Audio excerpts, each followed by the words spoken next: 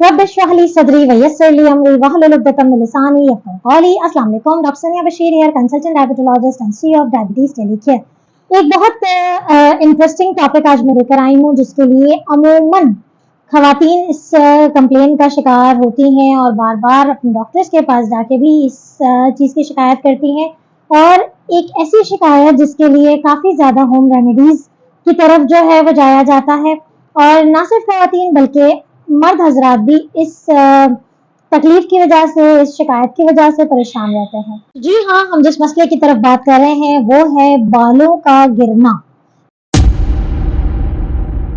जी हाँ, hair fall की complain बहुत सारे लोगों को होती है। आज हम डिस्कस करने जा रहे हैं कि अगर एक डायबिटिक पेशेंट को बालों के गिरने का इश्यू क्रिएट हो जाए तो क्या इसका लिंक बढ़ती हुई शुगर से है,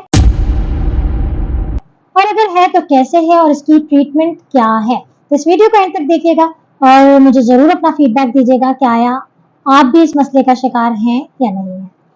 जी हाँ, सबसे पहले तो मैं ये बात ज़रूर बताती चलूँ कि अगर तो आप शुगर के मरीज़ हैं और आपकी शुगर्स अगर अनकंट्रोल रह रही हैं, तो जैसे कि मैंने जिक्र किया था कि कॉम्प्लिकेशंस जो है वो पूरी बॉडी में स्प्रेड करती हैं। सिर्फ शुगर का बढ़ जाना ही शुगर या डायबिटीज़ नहीं कहलाता, बल्कि हमें दूसरे बहुत सारे ऑर्गन्स पे ये नेगेटिवली अफेक्ट करता है, जिसमें बालों का गिरना भी एक कॉम्प्लिकेशन में शामिल है। और इसकी वजह, सबसे बड़ी वजह ये होती है कि इंसुलिन रेजिस्टेंस होती है, जिसकी वजह से जब इंसुलिन के काम करने की सलाहियत में डिस्टर्बेंस आती है तो वो कुछ हार्मोनल चेंजेस लेकर आता है। क्योंकि इंसुलिन के ज़िम्मे अल्लाह ताला ने बहुत सारे काम हमारे जिस्म के हवाले से लगाए हुए हैं, जो कि एक पूरा हमारा एक जो केमिकल सिस्टम हमारा रन कर रहा है, उसमें इंसुलिन का एक बहुत बड़ा रोल है। हार्मोन्स को मैनेज करना, उसको कंट्रोल करना। तो मेल हार्मोन्स की बाज़ औक़ात ज़्यादती हो जाती है, लेकिन मेल हार्मोन भी टेस्टोस्टेरोन की एक ऐसी फॉर्म जो कि बेल्डनेस क्रिएट करती है मर्द हजरात में भी और औरतों में भी, खवातीन में भी बालों के गिरने का इशू आता है। तो बढ़ती हुई sugar due to insulin resistance, hormonal imbalance एक सबसे बड़ा रीजन है। दूसरा रीजन यह है कि जैसे कि मैंने अपनी पिछली वीडियो में जिक्र किया था कि शुगर बढ़ने की वजह से हमारी शरीयानें, हमारी नसें मुतासर होती हैं।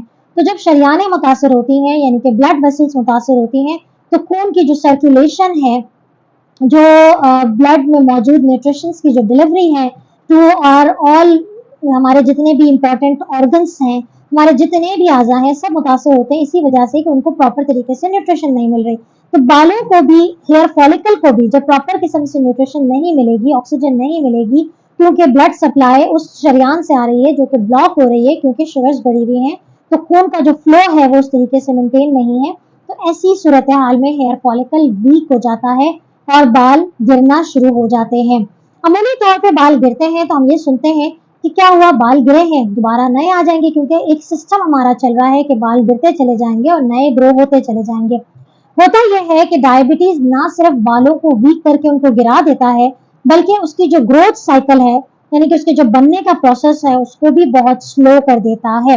एक बात और मैं बताती चलूँ कि थोड़ा सा इस बात में भी इसको जहन नशी रखिएगा, क्योंकि हम नॉर्मली जब बाल बनाए जाते हैं तो बालों का थोड़ा बहुत टूटना तो एक नॉर्मल बात होती है। शायद इंटेंगल की वजह से हो जाते हैं, या अगर आपके बाल ड्राई हैं तो उसकी वजह से हो जाते हैं। लेकिन अगर शुगर अनकंट्रोल होने की वजह से बाल गिर रहे हैं तो वो अमूमी तौर पे बहुत ज्यादा पैचेज में गिरते हैं, और ना सिर्फ सर के बाल गिरते हैं बल्कि हाथ पांव के बाल भी या अंडर आर्म्स के बाल भी टूटना शुरू हो जाते हैं।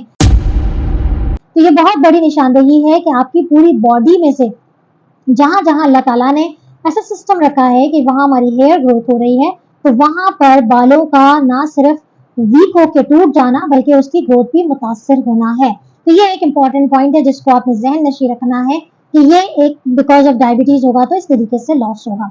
इसके अलावा बढ़ती हुई शुगर के साथ साथ डायबिटिक पेशेंट में जो 2 से 3 बड़े इंपॉर्टेंट फैक्टर है, उसमें नंबर 3 में हमारे पास आ रहा है वो है स्ट्रेस।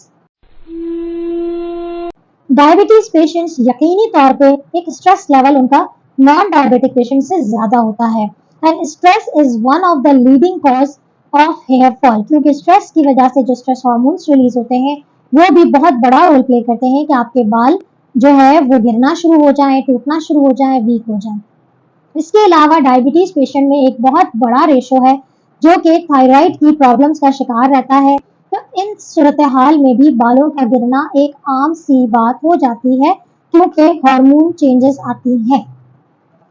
जैसे कि आप सबको पता है कि टाइप 1 डायबिटीज एक ऑटो इम्यून डिसऑर्डर है, तो हमारी वो फीमेल्स, खास तौर पे ये प्रॉब्लम मैंने फीमेल खवातीन में ज्यादा देखा कि जो हमारी यंग फीमेल्स हैं जो कि टाइप 1 डायबिटीज का शिकार है, वो अक्सर मुझसे कंप्लेन करती हैं, डॉक्टर साहब बाल बहुत ज्यादा गिर रहे हैं। तो बाज औकात ऑटो इम्यून जो कंडीशंस हैं वो बालों में भी हो जाती हैं और उसे हम कहते हैं एलोपेशिया एरिएटा।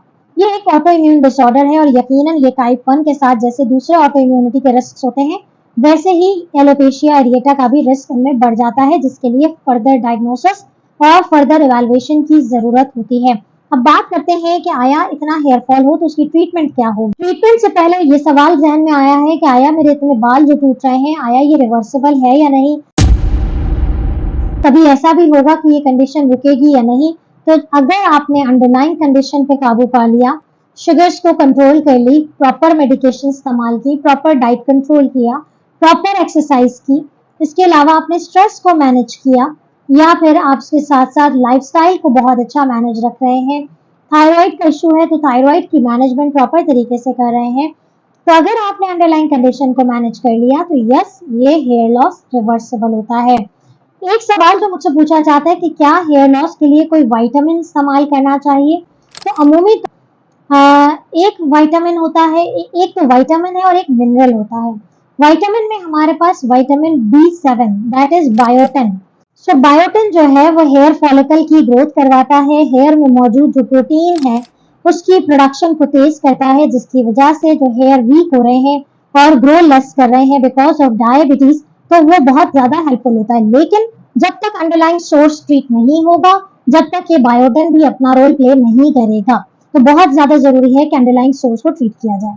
तो बायोटिन आपको यूजुअली बहुत सारे सप्लीमेंट्स में भी मिल जाता है, लेकिन इसका हमेशा यूटिलाइजेशन डॉक्टर से कंसल्ट करके लिया करें, कभी भी बगैर कंसल्टेशन ना लिया करें, क्योंकि बहुत सारी चीजों के कुछ साइड इफेक्ट्स होते हैं, कुछ एलर्जीज होती हैं जो कि अगर आप किसी डॉक्टर से कंसल्ट करके लेंगे तो you can go back to that doctor if you feel any error या कोई परेशानी या कोई साइड इफेक्ट क्रिएट होता है, तो you can go back to your doctor. तो हमेशा डॉक्टर की कंसल्टेशन से लें।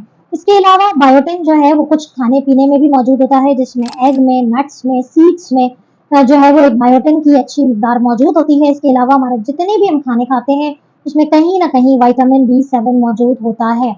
अमूमी तौर पे हम डायबिटिक पेशेंट्स को बी कॉम्प्लेक्स दे रहे होते हैं तो उसमें भी B7 की मिकदार मौजूद होती है। जिस मिनरल का मैं जिक्र कर रही थी वो है जिंक, जो कि हेयर नेल्स की ग्रोथ के लिए बहुत ज्यादा अच्छा रोल प्ले करता है, तो हम जिंक का भी इस्तेमाल कर सकते हैं फॉर हेयर ग्रोथ और हेयर फॉलिकल की वीकनेस के लिए। तो उम्मीद करती हूँ कि इस वीडियो से आपको फायदा हुआ होगा और जो औरतें या जो मर्द हज़रात इस प्रॉब्लम का शिकार हैं, यकीनन उनको इनके मसले का हल मिला होगा। और एक ही बात कहूंगी, अगर आपकी भी शुगर कंट्रोल नहीं है और आप भी गिरते हुए बालों से परेशान हैं, तो जरूर कंसल्ट कीजिए, अपने डायबिटोलॉजिस्ट के पास जाइए। हमारे पास कांटेक्ट कर सकते हैं और हमारे पास कांटेक्ट करने का जरिया नीचे आप देख सकते हैं। आप इस नंबर पे कांटेक्ट करके, व्हाट्सएप करके हमारी अपॉइंटमेंट ले सकते हैं। तो ख्याल रखिएगा, मुझे दुआ में याद रखिएगा। अल्लाह हाफिज़।